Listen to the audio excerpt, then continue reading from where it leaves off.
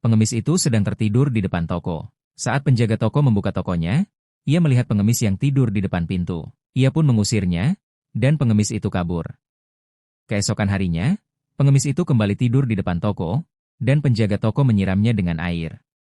Pengemis itu langsung lari ketakutan. Saat pengemis itu sedang mencari sisa makanan di tempat sampah, penjaga toko melemparkan botol ke arahnya hingga mengenai kepalanya. Ketika penjaga toko sedang makan, pengemis itu muncul di depannya, dan ia kembali mengusirnya. Besoknya, pengemis itu masih tidur di depan toko. Penjaga toko yang kesal, lalu menendang pengemis itu hingga ia kaget dan kembali kabur.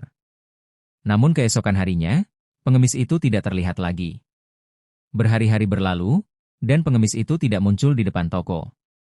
Penjaga toko mulai merasa bersalah, ia pun mencarinya, tapi tidak ketemu. Dan akhirnya memutuskan untuk mengecek CCTV. Saat ia melihat rekamannya, ia terkejut. Pengemis itu selama ini membantu menjaga tokonya tetap bersih. Ia memungut sampah yang berserakan di depan toko setiap malam.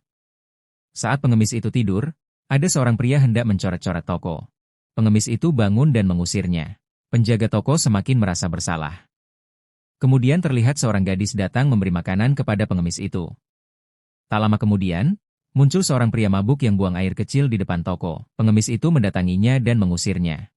Tiba-tiba datang dua orang yang berniat mencuri toko itu. Pengemis itu mencoba menghentikan mereka, tetapi kedua pria tersebut tidak takut dan memukulinya. Pengemis itu dipukul, ditendang, bahkan kepalanya diinjak.